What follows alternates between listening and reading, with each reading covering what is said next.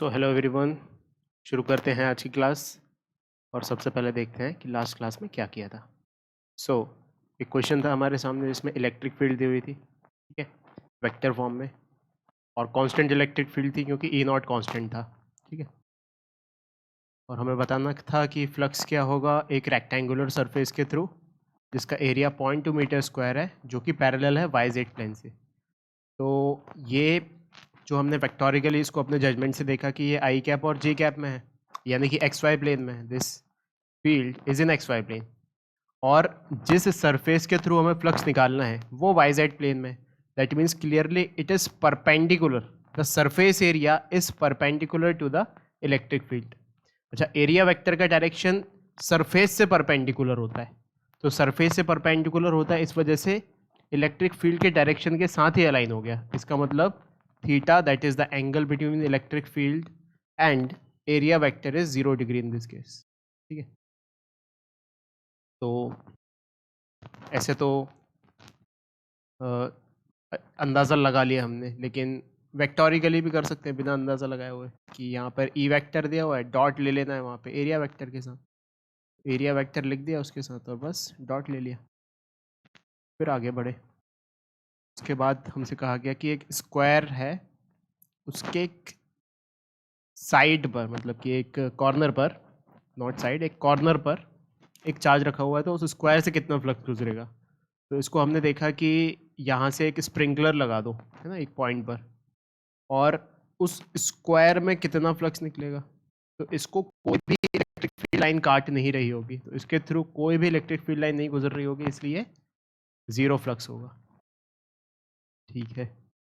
फिर आगे हम एक नेक्स्ट क्वेश्चन पर कि find electric flux to the point charge Q from the given circular region of radius R. तो रेडियस आर का गिवन सर्कुलर रीजन है और उसकी एक्सिस पर, सर्कुलर रीजन की एक्सिस पर एक्स डिस्टेंस दूर पर एक पॉइंट चार्ज रखा हुआ है। तो यहाँ पे इंटीग्रेशन का इस्तेमाल किया हमने कि एक रिंग एलिमेंट ले लिया, उसके थ्रू फ्लक्स निकाला और फिर इक्वेशन लिख के इंटीग्रेट कर दिया, तो आंसर आ गया। यहाँ पर कुछ गड़बड़ हो गई थी, है ना, X square plus R square की पावर 3/2 लगाना भूल गए थे, फिर लगा के किया तो आ गया आंसर। फिर नेक्स्ट क्वेश्चन देखा कि एक हेमिस्फेरिकल बाउल है और उससे इलेक्ट्रिक फील्ड ऐसे गुजर रही है ना, कांस्टेंट इलेक्ट्रिक फील्ड। तो ऐसी सिचुएशन में फ्लक्स क्या होगा, ऐसी सिचुएशन में फ्लक्स होगा ई इंटू प्रोजेक्टेड एरिया, तो E into pi R square projected area, है ना। अच्छा, इसमें बाहर जो चार्ज है वो बाहर है, तभी तो इलेक्ट्रिक फील्ड बाहर से आ रही है, ठीक है। एक आगे चल के एक एग्जाम्पल किया हमने जिसमें सेंटर पे चार्ज रखा हुआ था, तब पैरेलल नहीं थी इलेक्ट्रिक फील्ड, तब तो ऐसे बाहर निकल रही थी, कांस्टेंट इलेक्ट्रिक फील्ड नहीं थी।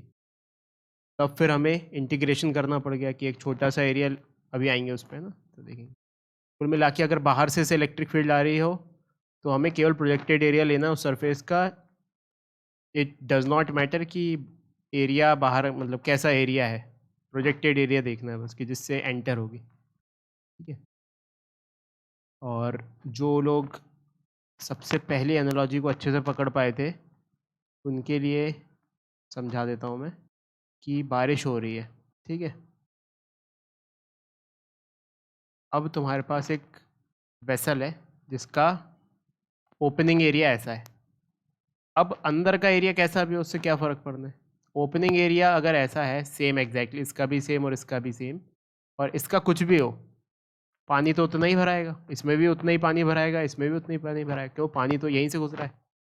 इसको ऐसे समझ सकते हैं, प्रोजेक्टेड एरिया का ये मतलब है, ठीक है। फिर नेक्स्ट क्वेश्चन पर आ गए कि सेंटर पर रखा हुआ है अब यहाँ पर चार्ज इस स्फीयर के, तो स्फीयर से कितना फ्लक्स गुजरेगा इस स्फेरिकल सरफेस से। तो इलेक्ट्रिक फील्ड कैसी होगी, ऐसी होगी, और वो कांस्टेंट नहीं होगी, है ना, बाहर जा रही होगी वो।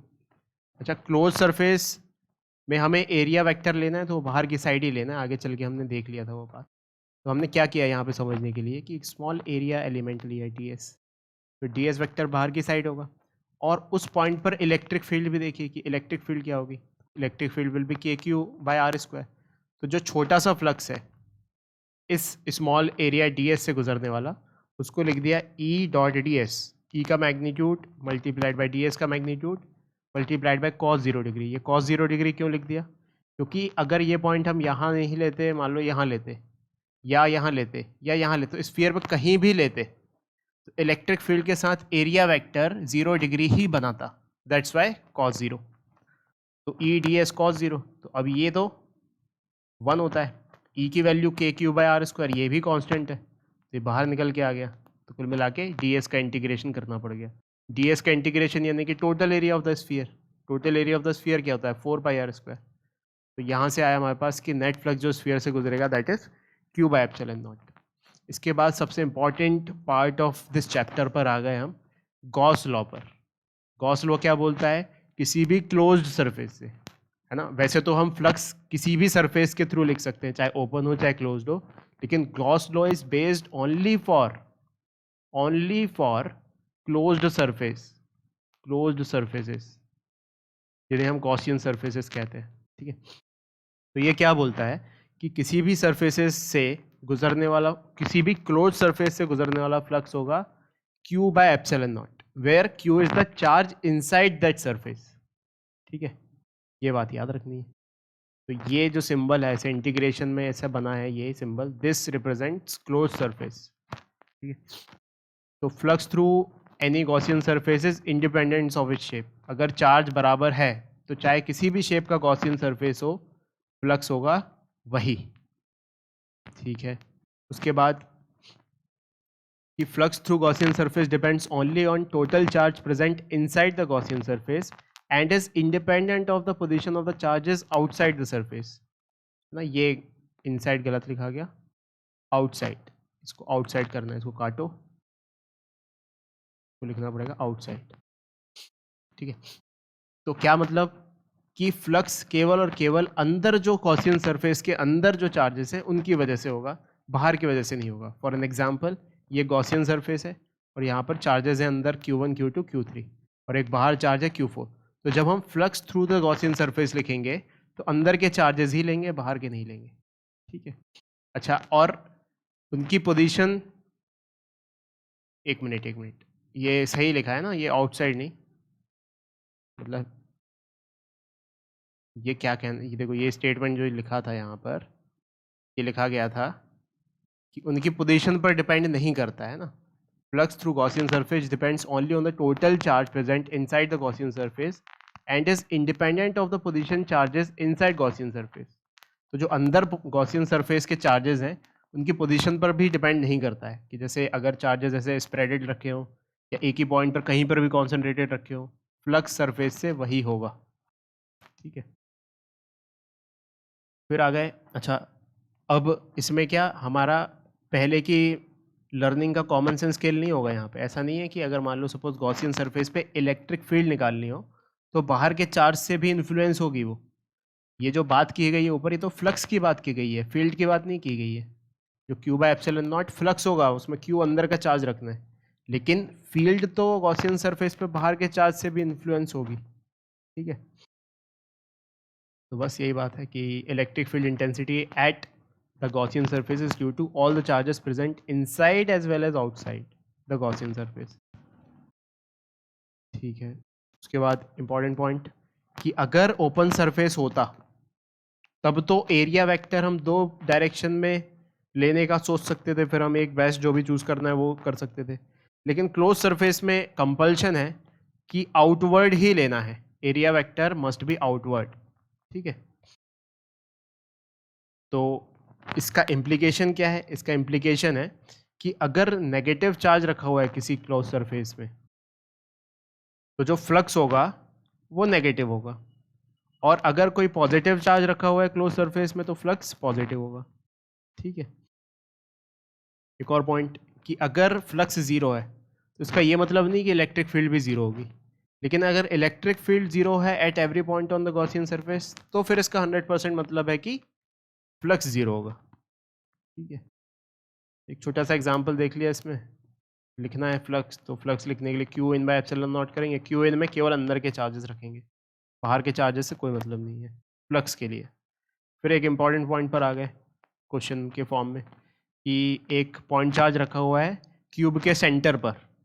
ठीक है, तो बताना है कि एक सरफेस से, ऐसे तो 6 सरफेस होते हैं क्यूब के, एक सरफेस से कितना फ्लक्स गुजरेगा? तो by symmetry we know that इस फेस से जितना फ्लक्स गुजरेगा उतना ही हर फेस से गुजरेगा. तो we can write overall flux through the cube is 6 times the flux through one face, or overall flux through the cube is nothing but q by epsilon naught, Gauss law के through. तो यहाँ से flux through one phase is q by 6 epsilon naught. ठीक है, तो इसके बाद मैंने कुछ क्वेश्चन सॉल्व करने के लिए तुमसे कहा था, होपफुली तुमने किए होंगे. अब आ जाते हैं अपन नेक्स्ट क्वेश्चन पर. So write down the next question. ठीक है, we have an imaginary cube. We have an imaginary cube. ये एक imaginary cube है, ठीक है, और इसका साइड A है, ठीक है, सब कुछ दिया हुआ है. और इस बार इसके सेंटर पे नहीं रखा है, इसके सेंटर पे नहीं रखा है चार्ज, बट इसके कॉर्नर पे रखा है. Try to understand. इसके कॉर्नर पे रखा है, यहाँ पर, ठीक है. So now you have to tell what will be the flux through, what will be the electric flux through the given cube, through the given cube. ठीक है, तो इसको सोचो, तो पॉज करके सोचो, उसके बाद में सॉल्यूशन बता रहा हूँ. तो देखो, अगर ऐसा कोई क्लोज्ड फिगर होता जो इसके सिमेट्री बना देता तो हम निकाल सकते हैं थे फ्लक्स, है ना. ये क्लोज्ड फिगर तो है नहीं, तो एक काम करते हैं कि मान लो ये हमारा क्यूब है. Let's use some different kind of colour. ये हमारा क्यूब है जिसकी हम बात कर रहे हैं, ठीक है, और इसके यहाँ पर रखा हुआ है चार्ज. अच्छा, अगर मैं एक और क्यूब बना दूं ऊपर,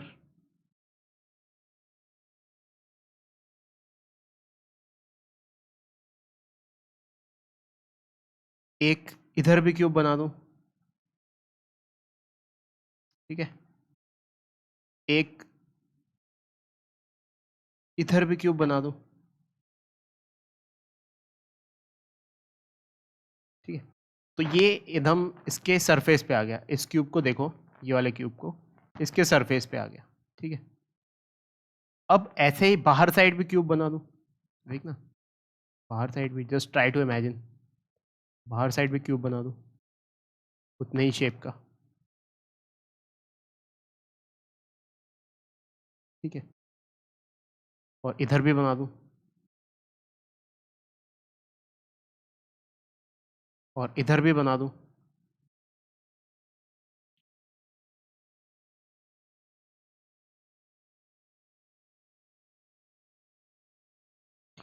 तो अब ये चार्ज जो है ये सेंटर पे पहुंच जाएगा. और इसको सेंटर पे पहुंचाने के लिए मुझे कितने क्यूब बनाने पड़ गए? एक तो ओरिजिनल ये ब्लू कलर का एक क्यूब था 1, एक ये बना दिया 2, ये 3, ये 4, ठीक है, और आउट ऑफ द प्लेन ये 5, ये 6, ये 7, ये 8. तो ओवरऑल कितने क्यूब बनाने पड़ गए मुझे? एक तो ऑलरेडी था, 7 और बनाने पड़ गए. अब ये सारे के सारे क्यूब सिमेट्रिक पोजीशन में है इस चार्ज के परस्पेक्शन से, इस चार्ज के परसेप्शन से ये सारे के सारे क्यूब सिमेट्रिक पोजीशन पे हैं, ठीक है. तो इसका मतलब इससे अगर फ्लक्स गुजर रहा है 5, ठीक है, एक क्यूब से, तो हर क्यूब से कितना गुजरेगा? सबसे 5 गुजरेगा. यही बात समझ में आ रही है? सबसे 5 गुजरेगा, क्योंकि अब सेंटर पे पहुंचा दिया इसको अपन ने सिमेट्री की वजह से. और इस जो बड़ा क्यूब है, जो इन सारे 8 को क्यूब मिला के एक बड़ा क्यूब बन के आया है, उससे कितना गुजरेगा? तो 5 through bigger cube, biggest cube is q by epsilon naught. Q is capital Q.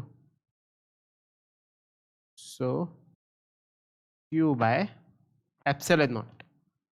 इतना फ्लक्स गुजरेगा इस पूरे क्यूब से. ये जो इतना बड़ा क्यूब दिख रहा है अपन को अल्टीमेट, जिसमें सेंटर पर है चार्ज, जिस क्यूब के सेंटर पर है चार्ज, उससे q by epsilon naught गुजरेगा.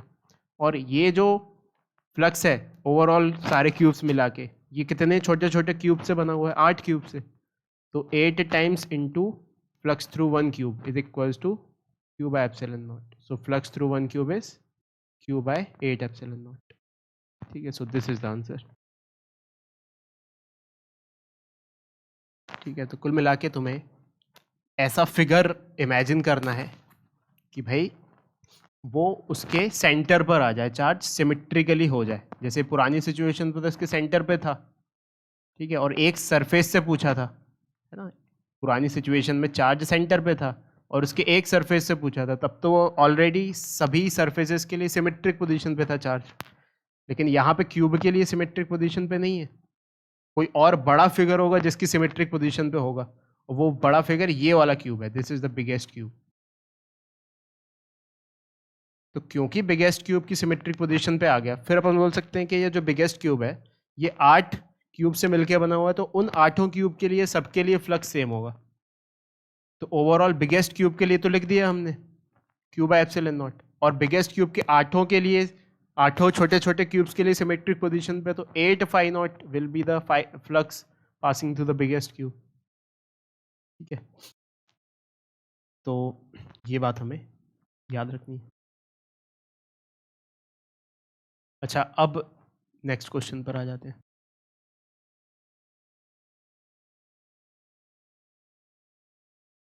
सेम सिचुएशन है, द सिचुएशन इज सेम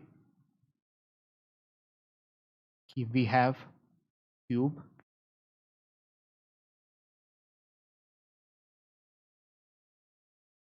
और उसके एक कॉर्नर पर पॉइंट चार्ज रखा हुआ है। तो ये तो पिछले क्वेश्चन में पूछ लिया गया कि इस क्यूब के थ्रू कितना चार्ज निकलेगा। ठीक है, अब कोई तुमसे पूछे,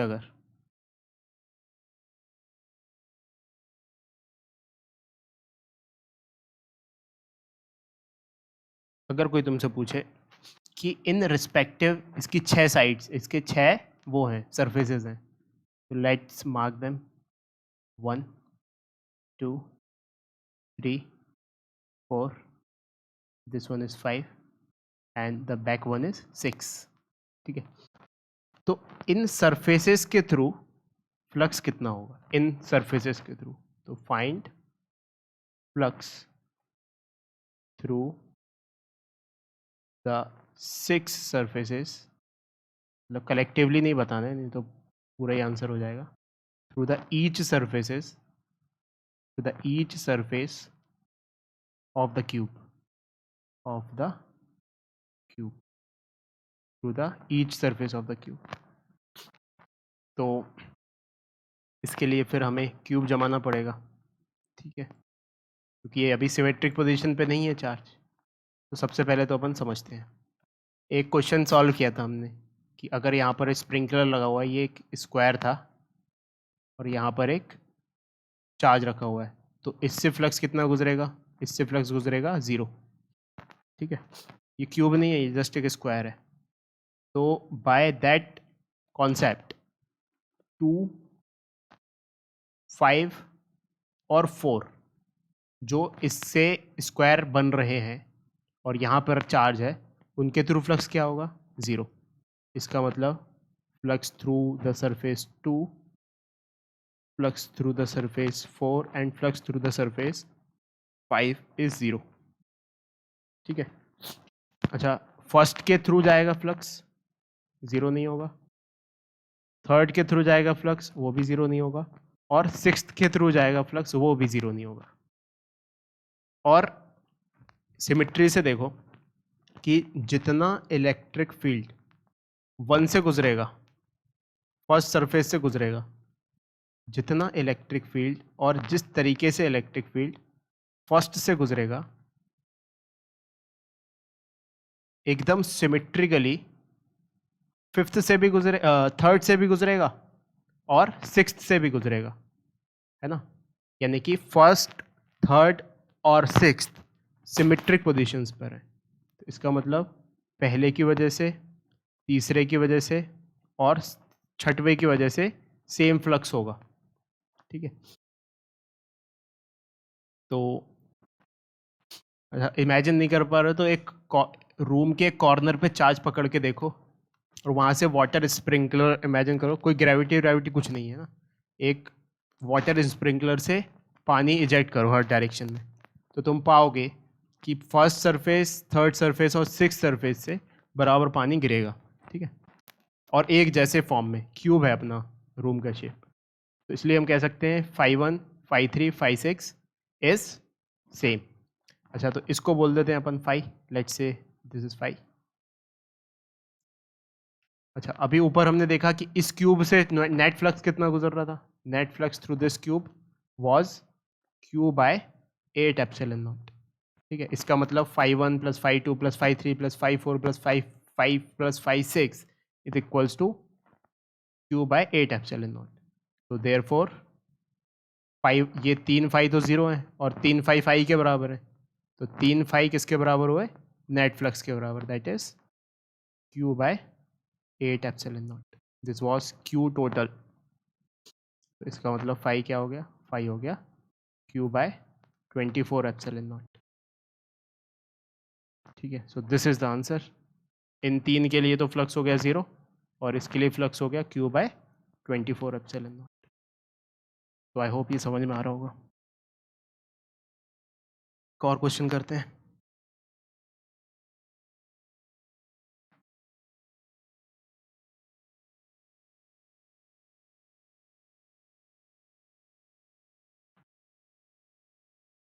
एक और क्वेश्चन करते हैं कि लेट्स से एक हेमिस्फीयर है, दिस इज द हेमिस्फीयर, और इसके सेंटर पर एक पॉइंट चार्ज रखा हुआ है, दैट इज कैपिटल क्यू, ठीक है। सो हमें बताना है कि what is the flux through the hemisphere, flux through the hemisphere क्या होगा, ठीक है। अच्छा, अगर क्लोज सरफेस हम बना सकें सिमेट्री से एग्जैक्टली ऐसा ही, तो क्या इंट्यूशन बोल रहा है कैसा बनाना चाहिए, तो वो हेमिस्फीयर को कंप्लीट कर देना चाहिए, तो टोटल स्फीयर बन जाएगा, ठीक है। तो एक हमने हेमिस्फीयर इसके ऊपर और रख दिया, तो अगर इससे गुजरने वाला फ्लक्स फाई है, तो बाय सिमेट्री इससे गुजरने वाला फ्लक्स भी फाई होगा, और इन दोनों का सम कितना होगा, इन दोनों का सम होगा क्यू बाय एप्सिलॉन नॉट, क्योंकि इस ओवरऑल क्लोज सरफेस जो एक बड़ा स्फीयर बन गया है, इसके अंदर कितना चार्ज रखा हुआ है, क्यू, तो फाई प्लस फाई किसके बराबर है, Q by epsilon nought. So 2 phi is equals to Q by epsilon nought, यानी कि phi is equals to Q by 2 epsilon not. तो आंसर इज, हमें तो एक फाई बताना था, तो answer is Q by 2 epsilon not. तो आई होप ये तुम रिलेट कर पा रहे होगे। अब आ जाते हैं नेक्स्ट क्वेश्चन पर।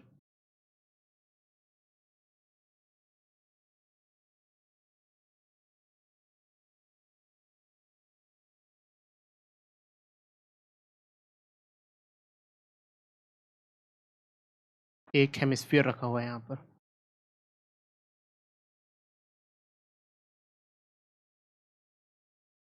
दिस इज अ हेमिस्फीयर, और इसके सेंटर पर एक चार्ज रखा हुआ है स्मॉल क्यू, ठीक है, और इसके सेंटर से एक डायमीटर बनाई गई, और उसकी एक्सिस पर एक और चार्ज रखा हुआ है, दैट इज कैपिटल क्यू, ठीक है। तो ये स्मॉल क्यू और ये कैपिटल क्यू। तो हमें बताना है what is flux through this hemisphere, what is the flux through the hemisphere, hemisphere से फ्लक्स क्या होगा, ठीक है। तो इसकी वजह से तो देख चुके हैं अपन ऊपर आंसर कि भाई क्यू बाय 2 एप्सिलॉन नॉट हो जाएगा। इसकी वजह से और देखते हैं, तो अब देखो ज़रा बहुत गौर से कि इसकी वजह से जो इलेक्ट्रिक फील्ड बनेगी वो ऐसी जाएगी, ऐसी जाएगी, हर डायरेक्शन में जाएगी। अच्छा, जितनी इलेक्ट्रिक फील्ड इसमें एंटर होगी, जितनी इलेक्ट्रिक फील्ड इसमें एंटर होगी, उतनी ही बाहर भी निकल जाएगी।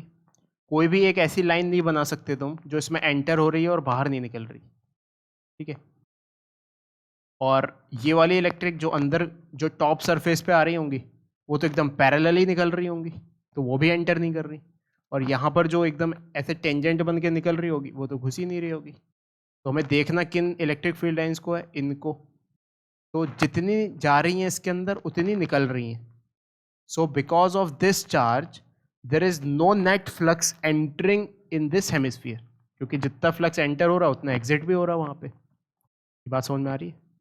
So इसकी वजह से कोई फ्लक्स नहीं हो रहा होगा इस हेमिस्फीयर पे. अच्छा, अगर ये पोजीशन इसकी एक्सेस पे ना होकर यहाँ पे कहीं पे हो जाती, मान लो चार्ज यहाँ पे कहीं पे हो जाता, तब तो फिर हो रहा होता, फिर तो अंदर जा रहा था, है ना. लेकिन अब ये तो एक्सियल पोजीशन पे है, इस वजह से ऐसा हो रहा है. So the answer will be केवल इसकी वजह से नो फ्लक्स, इसकी वजह से ही फ्लक्स, और इसकी वजह से क्या है, Q/2 epsilon nought. So this is the answer, not capital Q but small q, क्योंकि कैपिटल Q की वजह से तो कुछ भी फ्लक्स नहीं है वहाँ पर. ठीक है. अच्छा, अब हम एक नेक्स्ट टॉपिक पर आ जाते हैं, जिसमें हम गॉस लॉ की मदद से इलेक्ट्रिक फील्ड फाइंड करेंगे, जो हमने पहले इंटीग्रेशन से फाइंड करी थी. और ये यहाँ पर पता चलेगा कि गॉस लॉ बहुत ही बेनिफिशियल है, बहुत ही आसानी से हमें इलेक्ट्रिक फील्ड पता करवा देता है. सो नेक्स्ट टॉपिक लिखो. This is very important. In fact this is the most important topic of the entire electrostatic. लिखो finding electric field using Gauss law. Gauss law का इस्तेमाल करके हम इलेक्ट्रिक फील्ड फाइंड करेंगे कुछ केसेस में. तो जैसे अगर हमारे पास एक पॉइंट चार्ज है, ठीक है, तो पहले लिख लेते हैं सबसे पहले heading electric field for a point charge.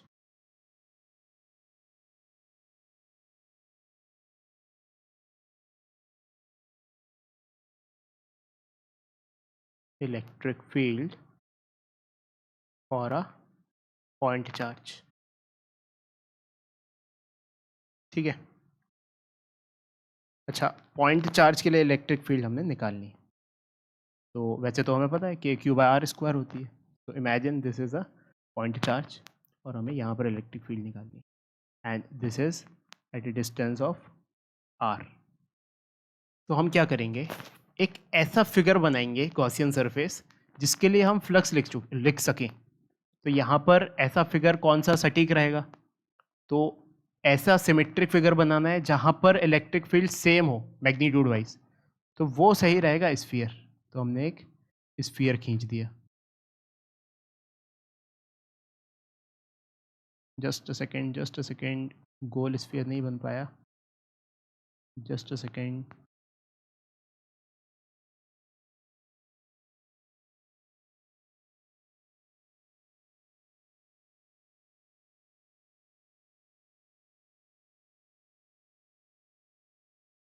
Let me try it again. तो ये स्फीयर बना दिया ना. अब आप ठीक है, मान जाओ कि ये स्फीयर है. नहीं मान पाओगे, ये थोड़ा और बेकार है.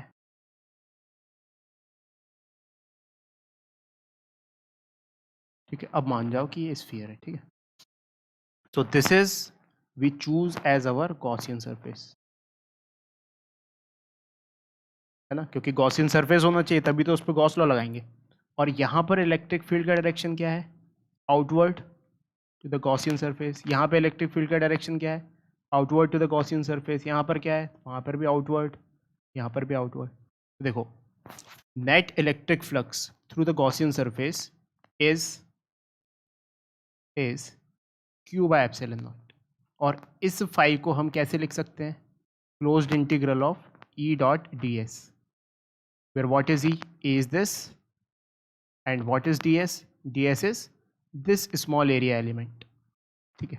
तो E.ds is equals to Q/ε0. ठीक. अब इस E.ds कहीं पर भी E देख लो और एरिया वेक्टर देख लो, ds वेक्टर इधर है और इलेक्ट्रिक फील्ड वेक्टर भी इधर है, तो सेम डायरेक्शन में ही है. तो हमेशा इनके बीच में एंगल क्या है, 0. सो अगर डॉट को हम लिखें वेक्टर से स्केलर फॉर्म में, तो इट विल बी E/ds/cos 0, और इसका क्लोज इंटीग्रल करना है, इज इक्वल्स टू Q/ε0. ठीक है, अब इसको सॉल्व करते हैं. तो अब ई की वैल्यू निकालनी है हमें, है ना। अब ये मत बोलना कि ई की वैल्यू है, जस्ट अ सेकेंड, अब ये मत बोलना कि ई की वैल्यू है क्यू बाय के क्यू बाय आर स्क्वायर, मतलब वो तो पता है हमें, वही वैल्यू तो हम डिराइव कर रहे हैं एक नए तरीके से।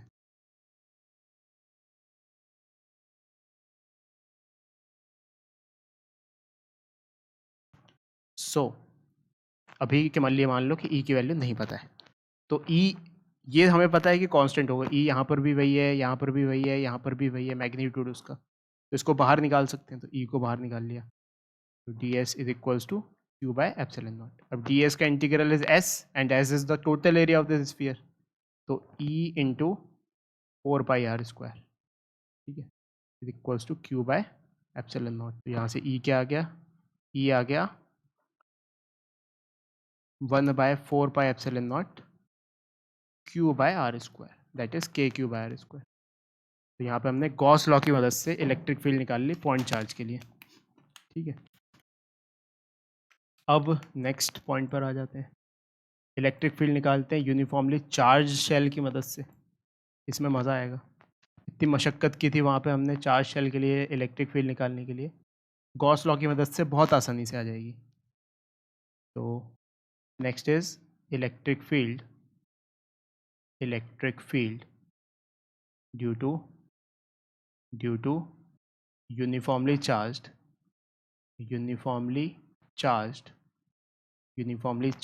spherical shell के लिए इलेक्ट्रिक फील्ड निकालनी है, ठीक है। तो सबसे पहले तो electric uniformly charge spherical shell बन जाएंगे, ये बन गई यूनिफॉर्मली चार्ज स्फेरिकल शेल, ठीक है।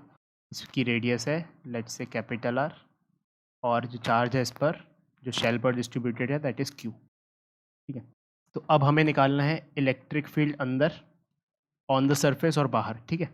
तो सबसे पहले electric field when R is less than capital R, ठीक है, मतलब कि inside, electric field inside the shell. तो इनसाइड द शेल अगर अपन एक गॉसियन सरफेस लें स्फेरिकल शेप का, तो उसके अंदर कितना चार्ज है बताओ? नो चार्ज, क्योंकि चार्ज तो यहाँ पर है, चार्ज तो शेल की पेरीफेरी पर है, अंदर तो कोई चार्ज नहीं है। तो फ्लक्स क्या होगा? Flux inside will be zero, क्योंकि इस गॉसियन सरफेस के अंदर कोई भी चार्ज नहीं है। तो इसको हम ऐसे लिख सकते हैं, E integration of E dot D S is equals to zero. अब देखो डी एस तो ज़ीरो नहीं है, क्योंकि कुछ ना कुछ एरिया है, गॉसियन सरफेस का कुछ ना कुछ एरिया है। तो ये इंटीग्रल ज़ीरो क्यों हो रहा होगा? क्योंकि इलेक्ट्रिक फील्ड ज़ीरो हो रही है इस वजह से। तो यहाँ से ये कंक्लूजन निकला कि ई इनसाइड इज ज़ीरो, ठीक है। अब आउटसाइड देख लेते हैं, तो आउटसाइड एक गॉसियन सरफेस ले लिया, आउटसाइड एक गॉसियन सरफेस ले लिया स्फेरिकल शेप का, तो ई आउटसाइड। अच्छा, एक बात जो मैं तुमसे कहना चाहता हूँ कि ये गॉसियन सरफेस हमने स्फेरिकल ही क्यों लिया सेकेंड सिचुएशन में भी? वो इसलिए लिया क्योंकि हमें हल्का फुल्का आइडिया है हमारे स्केचिंग के मामले से कि भाई जो इलेक्ट्रिक फील्ड होगी इस स्फेरिकल शेल के लिए वो ऐसी ही जाएगी, है ना। उसके लिए जो इक्विपोटेंशियल सरफेस बाहर होगा वो स्फेरिकल शेप का ही होगा, इस वजह से हमने स्फीयर ही लिया है। अगर ऐसा नहीं करेंगे तो फिर सॉल्व नहीं कर पाएंगे। तो इलेक्ट्रिक फील्ड का डायरेक्शन हमें पहले से पता है, इस वजह से ऐसा लिया। तो अगर हम ऐसा करें तो flux from this Gaussian surface is Q inside upon epsilon naught, और क्यू इनसाइड क्या है? इस शेल का चार्ज, इस शेल का charge is Q upon epsilon not, ठीक है। तो ये गॉसियन सरफेस के थ्रू, यानी कि outside Gaussian surface, outer Gaussian surface, outer Gaussian surface कैसे लिखें इसको? इसको बोल देते हैं सेकंड, इसको बोल देते हैं फर्स्ट। तो ये फर्स्ट लिखा था, क्यू इनसाइड 1, और ये Q2 phi 2, ठीक है। तो अब integration of E outside dot D S is equals to Q by epsilon not. तो देखो अब एक डी एस सरफेस क्या है? एक किसी भी गॉसियन सरफेस पे छोटा सा जो एरिया है उसको डी एस बोला है हमने, और वो बाहर की साइड होगा, मतलब कि ई के अलोंग ही उसका डायरेक्शन है, ई भी उस तरफ और डी एस वैक्टर भी उस तरफ। तो इसका मतलब जो थीटा है वो ज़ीरो है। इसका मतलब E D S cos zero, ठीक है, is equals to Q by epsilon not. अब ये जो ई है ये कांस्टेंट है क्या, मतलब मैग्नीट्यूड ऑफ ई। हाँ भाई, क्यों, यहाँ पर भी ई है, यहाँ पर भी ई होगा। इस सरफेस, इस गॉसियन सरफेस पर जो इलेक्ट्रिक फील्ड का मैग्नीट्यूड है वो कांस्टेंट होगा। क्यों, समझ सकते हैं हम, है ना, क्योंकि रेडियल आउटवर्ड जा रही है इलेक्ट्रिक फील्ड। तो ई को बाहर ले सकते हैं, ई को बाहर लिया, है ना, D S is equals to Q by epsilon not. ठीक है, अब क्या करना है, डी एस का इंटीग्रल विल बी एस, यानी कि total area of the Gaussian surface. तो total area of the Gaussian surface लिखना पड़ेगा अब यहाँ पर। तो this is E into S is equals to Q by epsilon naught, and this will be total area of Gaussian surface, total area of Gaussian surface. Area लिखने के लिए अब कुछ पैरामीटर तो चाहिए। तो let's say the radius of second Gaussian surface was small R. तो यहाँ से क्या लिख देंगे हम, यहाँ से लिख देंगे E into 4πr² is equals to Q by epsilon not. तो यहाँ से फिर आ गया, electric field outside is q by 4πε0r², so that is kq/r²। तो बाहर जो इलेक्ट्रिक फील्ड है दैट इज kq/r²। ठीक है, इतनी सी बात है। तो आई होप ये समझ में आ रहा होगा गॉस लॉ के थ्रू कैसे लिख रहे हैं हम। अब आ जाते हैं अपन नेक्स्ट पॉइंट पर कि electric field uniformly charged hollow cylinder की वजह से लिखते हैं। लिखो इलेक्ट्रिक फील्ड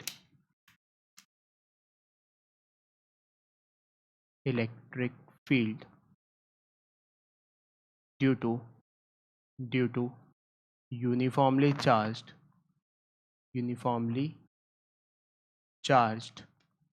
infinitely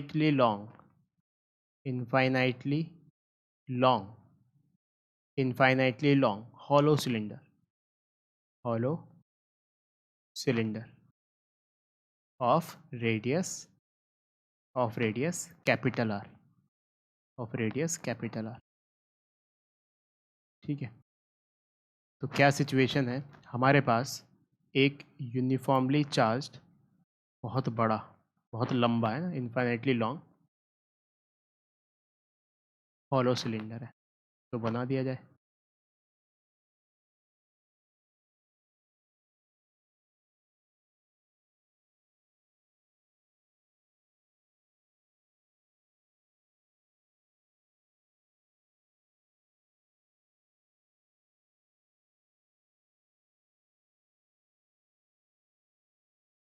तो ये सिलेंडर जिसकी रेडियस आर है, ये इन्फाइनाइटली लॉन्ग है, बहुत लंबा है।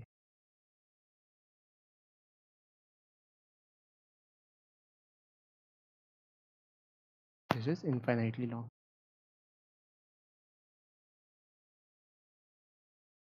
ठीक है। और ये इसकी एक्सिस है, लेट्स से दूसरे कलर से बना लेते हैं इसे।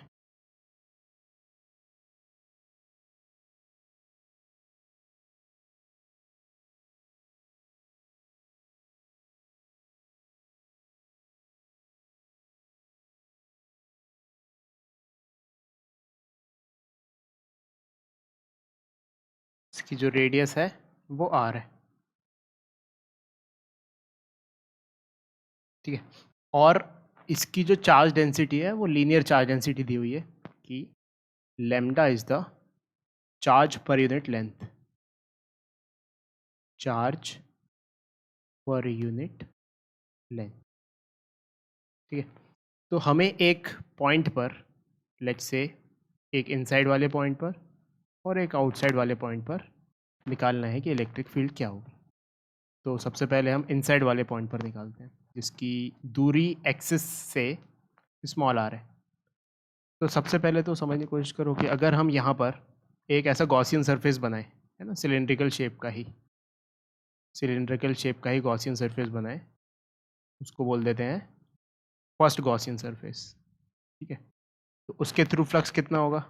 0। क्यों होगा 0? क्योंकि अंदर तो कोई चार्ज ही नहीं है, तो E इनसाइड विल बी 0, ठीक है। Inside the cylinder there will be no electric field by the same logic because there is no charge, ठीक है। अब आउटसाइड की बारी आई, तो आउटसाइड पर भी एक गॉसियन सरफेस बना लेते हैं। अच्छा, गॉसियन सरफेस का शेप कैसे सोचें, किस शेप का बनाना है? तो उससे भी पहले सबसे पहले इमेजिन करो कि अगर कोई तुमसे कहे कि रफ स्केच करो इलेक्ट्रिक फील्ड कैसी होगी इस सिलेंडर से गुजरने वाली। इनफाइनाइट सिलेंडर है तो ऐसी होगी, ऐसी बाहर निकलेगी। This will be the direction of electric field, this will be the direction of electric field, है ना। और इनफाइनाइटली हर जगह से ऐसे आउटवर्ड निकल रही होगी, ठीक है। अगर इसका टॉप व्यू देखो, if we see the top view of the cylinder, तो इलेक्ट्रिक फील्ड कैसी निकल रही होगी? इलेक्ट्रिक फील्ड ऐसे रेडियली आउटवर्ड निकल रही होगी, ऐसी ये निकल रही होगी,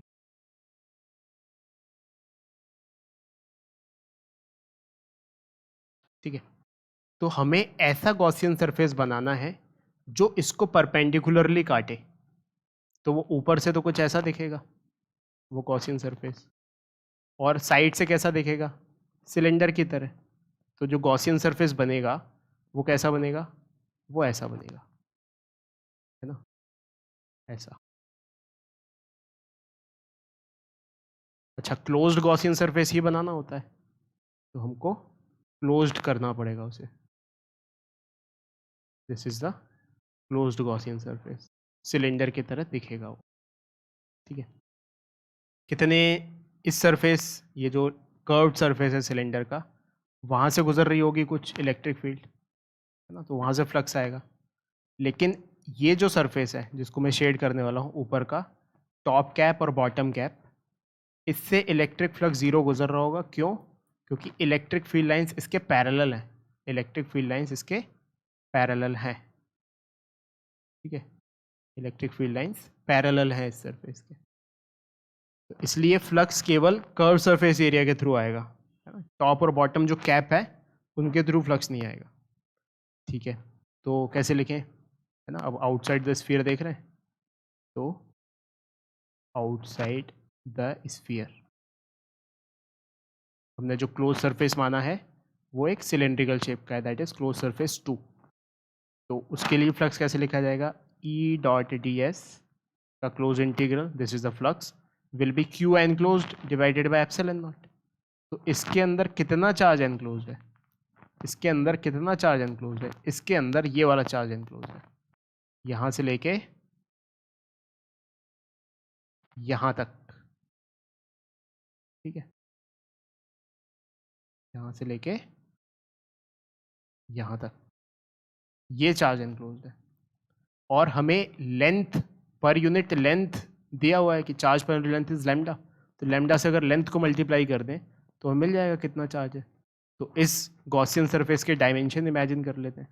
इस गॉसियन सरफेस की लेंथ है L, तो जो चार्ज डिस्ट्रीब्यूटेड हमें कंसीडर करना है वो भी L होगा, this will B also L, ठीक है, overall. So this Q will be lambda into L, ठीक है।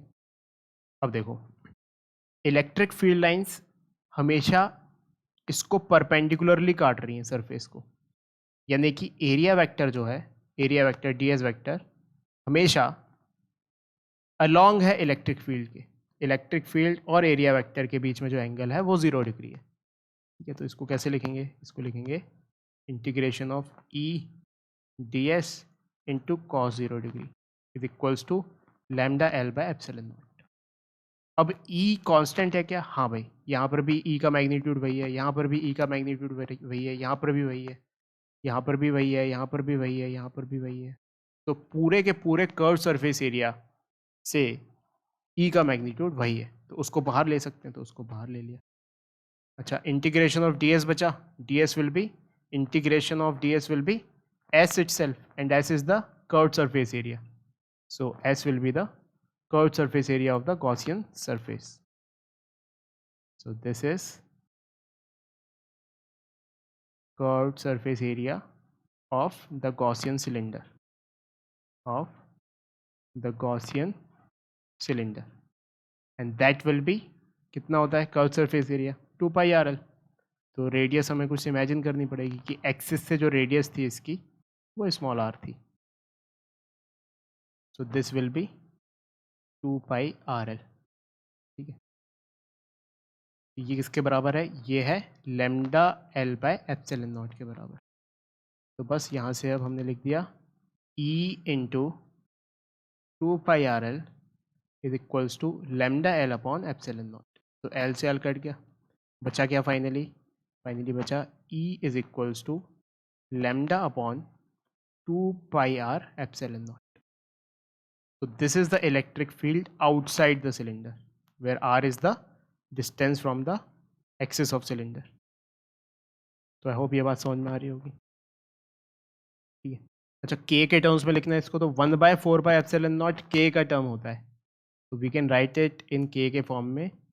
E is equals to 2k lambda by r, 2k lambda by r, जो कि एग्जैक्टली वही फॉर्मूला होता है किसके लिए? एक लीनियर चार्ज के लिए। तो लीनियर चार्ज जैसा ही है अगर बाहर का पॉइंट कंसीडर कर रहे हैं तो। ठीक है, ये बात हमें याद रखनी है। ठीक है, तो इम्पॉर्टेंट पॉइंट क्या याद रखना है? इस सरफेस और इस सरफेस के थ्रू फ्लक्स ज़ीरो होगा, केवल और केवल कर्व्ड सरफेस के अक्रॉस ही फ्लक्स होगा। अच्छा, उसके अक्रॉस ज़ीरो क्यों होगा?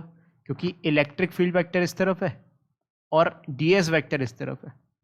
एरिया वेक्टर किस तरफ है? इस कैप के लिए देखो, टॉप कैप के लिए देखो, एरिया वेक्टर इस तरफ है और इलेक्ट्रिक फील्ड वेक्टर इस तरफ है, तो परपेंडिकुलर होगा तो cos 90 डिग्री 0। सिमिलरली इसके लिए किस तरफ है एरिया वेक्टर? इधर, और इलेक्ट्रिक फील्ड वेक्टर किस तरफ है? इस तरफ, तो यहाँ पर भी 90 डिग्री होगा, तो इसके लिए भी 0। तो केवल कर्व सरफेस को ही फ्लक्स मिलेगा, है ना? केवल कर्व सरफेस को ही इलेक्ट्रिक फील्ड लाइंस काट रही होंगी। ठीक है, ये बात समझ में आ गई होगी आई होप। अच्छा, इसका ग्राफ बना दें अगर,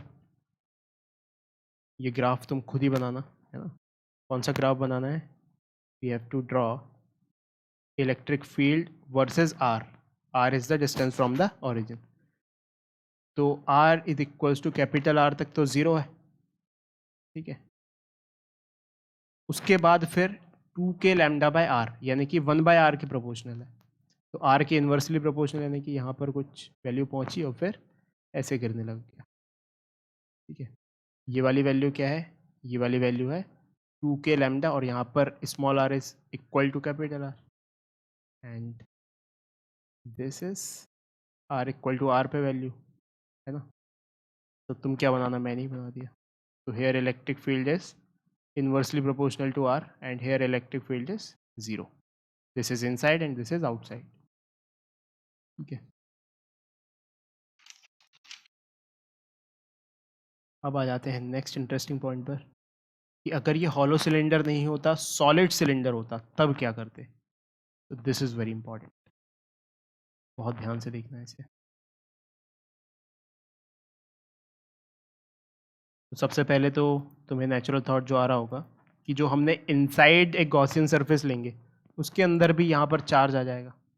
सबसे पहले तो हेडिंग लिखते हैं,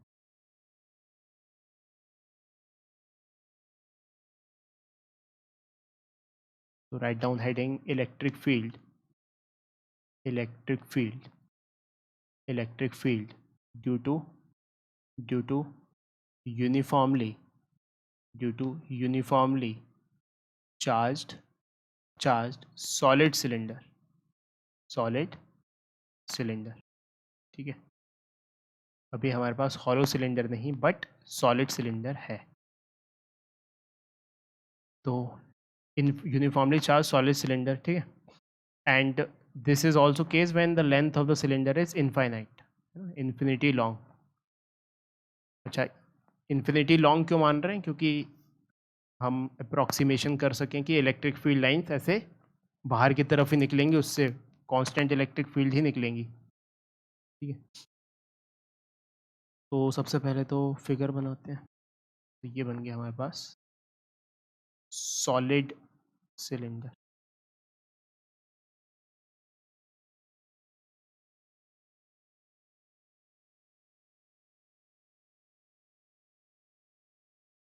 And the length of this is infinite.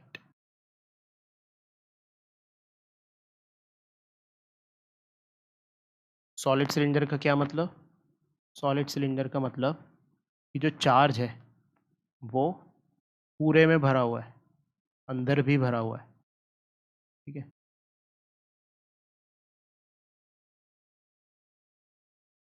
Charge अंदर भी भरा हुआ है, हर जगह भरा हुआ है, ठीक है।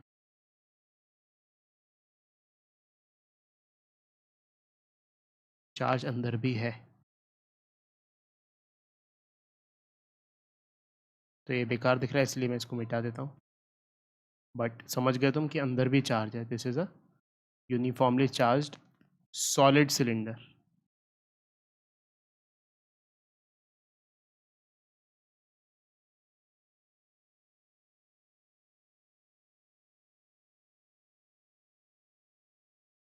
ठीक है, तो हैविंग सेड दैट इसके पैरामीटर्स लिख लेते हैं। इसका जो रेडियस है दैट इज कैपिटल आर, और जो इसमें चार्ज डिस्ट्रीब्यूशन है वो भी लेंथ वाइज ही डिस्ट्रीब्यूशन है, जितना लंबा सिलेंडर उतना चार्ज, तो उसको हम बोल रहे हैं lambda, that is charge per unit length. यानी कि अगर एल लेंथ के लिए चार्ज लिखना हो तो लैम्डा इंटू एल कर देंगे, ठीक है। अच्छा, तो सबसे पहले आउटसाइड के लिए निकाल लेंगे क्योंकि आउटसाइड इजी होगा इस बार, ठीक है। तो आउटसाइड के लिए अगर निकालें इसके लिए तो E outside,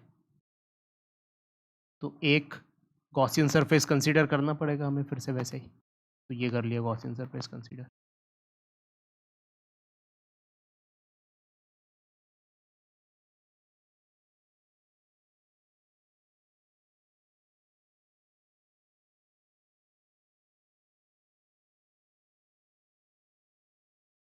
this is the Gaussian surface जिसकी लेंथ है एल और रेडियस है स्मॉल आर। तो इससे गुजरने वाला फ्लक्स क्या होगा? इससे गुजरने वाला, इससे इसको बोल देते हैं सरफेस नंबर 1। तो इससे गुजरने वाला flux will be Q enclosed, जितना भी अंदर है इसके, डिवाइडेड बाय एप्सिलॉन नॉट। यानी कि पूरा का पूरा जो इसकी लेंथ जितनी मानी है उससे अपन चार्ज निकाल लेंगे, lambda L upon epsilon not, ठीक है। तो ये फाई 1 को कैसे लिख सकते हैं? E dot D S cos 0 by the same logic, E को बाहर लिया, डी एस का integration will be 2 pi R L into cos 0 is 1, तो that is lambda L by epsilon not. तो यहाँ से ई आ जाएगा outside lambda L upon 2 pi R epsilon naught L, तो एल से एल कट जाएगा, so it is lambda upon 2 pi R epsilon not, जो कि एग्जैक्टली ऊपर वाले केस का ही होगा, इसमें कोई दिक्कत नहीं है, ठीक है। अब बढ़ते हैं अपन सेकेंड पॉइंट की तरफ कि अंदर क्या होगा, क्योंकि अब अंदर जब हम लेंगे अपना गॉसियन सरफेस तो उसके अंदर चार्ज होगा। So now let's devote our energies to find electric field inside, ठीक है। तो इनसाइड के लिए अब आराम से अब इसको गौर से देखो, हमने एक कंसीडर किया, ठीक है, गॉसियन सरफेस, ठीक है। तो यहाँ पर इसमें चार्ज कितना होगा वो निकालना पड़ेगा। चार्ज वॉल्यूम बाय डिस्ट्रीब्यूटेड है, तो इसका हमने डायमेंशन लिया लेट से स्मॉल आर, और लेंथ लिया है रेडियस उसका स्मॉल आर, और लेंथ लिया है एल। तो इसका वॉल्यूम कितना होगा? इसका वॉल्यूम होगा volume of Gaussian surface will be 2 pi R L, no doubt about it. No no 2 pi R L नहीं, sorry, pi R square into L, pi R square into L. अच्छा, अगर इसको हम multiply कर दें volume charge density से तो charge निकल के आ जाएगा। तो लेट्स से इसका जो चार्ज है इसके अंदर that is small Q will be volume charge density into pi R square into L, अच्छा, लेकिन वॉल्यूम चार्ज डेंसिटी तो दी नहीं हुई है। यहाँ पर क्या दिया हुआ है, यहाँ पर चार्ज पर यूनिट लेंथ दिया हुआ है। तो लेंथ के टर्म्स में देख सकते हैं हम कि इसका जो लेंथ है, दिस चार्ज विल बी, इसकी जो लेंथ है small L multiplied by lambda. तो small L multiplied by lambda, this will be the charge. तो इसको कंपेयर करके हम रो निकाल सकते हैं। We can find rho comparing this equation. So rho will be, L से एल कट जाएगा and rho will be lambda upon pi R square. ठीक है, तो यहाँ से हमने रो निकाल दिया।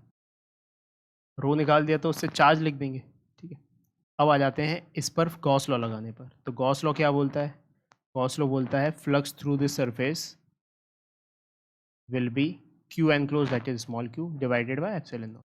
और इसको कैसे लिखेंगे, ई डॉट डी एस का close integral is equals to Q by epsilon not.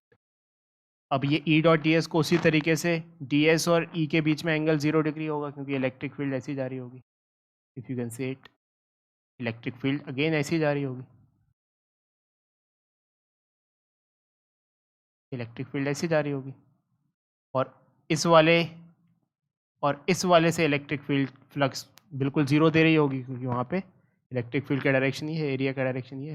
यहाँ पर इलेक्ट्रिक फील्ड का डायरेक्शन यही है और एरिया का भी यही है। सो अगेन यहाँ पर हम क्या लिखेंगे, यहाँ पर लिखेंगे E into area. Area is what?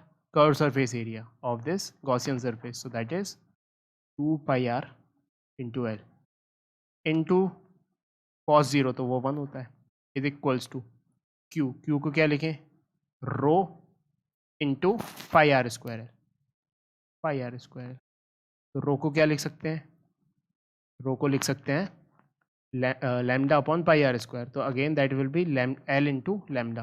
तो इसको हम डायरेक्टली एल इंटू लैम्डा लिख सकते हैं। सो एल इंटू लैम्डा, और लैम्डा को रो के टर्म्स में लिख सकते हैं। ठीक है, तो देखना गौर से, मैं इसको डायरेक्टली यहीं पे फाइनल लिख रहा हूँ। तो रो के टर्म्स में अगर लिखना है so it will be rho into volume. Volume कितना होगा, वॉल्यूम होगा यहाँ पर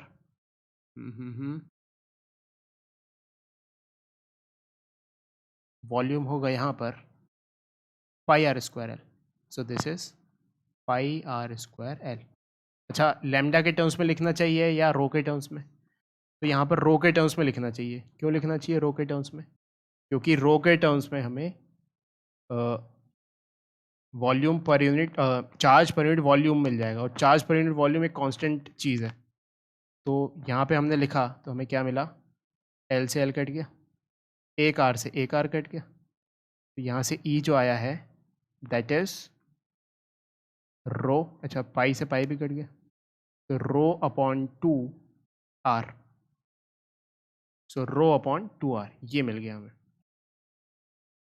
ठीक है, अब चाहे इसको तो हम उस फॉर्म में लिख सकते हैं लैम्डा के फॉर्म में, but rho is constant, rho is constant, charge पर यूनिट वॉल्यूम इज़ कांस्टेंट, तो इसलिए रो के फॉर्म में लिख दिया इसे। ठीक है, तो ये देखा हमने कि इनसाइड जो है वो डायरेक्टली प्रोपोर्शनल आ रहा है आर के। ठीक है, so if we have to write down E inside and E outside, so what will be E inside? E inside will be rho r by 2 and E outside जो हम already ऊपर लिख चुके हैं that will be ऊपर चलो ऊपर चलो ऊपर चलो, that will be lambda upon 2 pi r epsilon naught। ठीक है, that is 2k, that is 2k lambda by r।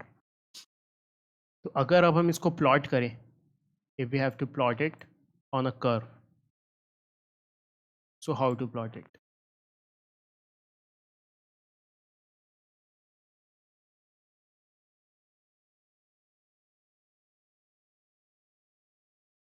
E versus R। ठीक है, तो ये R is equals to capital R है ना। तो इनसाइड यानी कि यहाँ से लेके यहाँ तक जो इलेक्ट्रिक फील्ड है that is proportional to R, यानी कि स्ट्रेट लाइन बनेगी।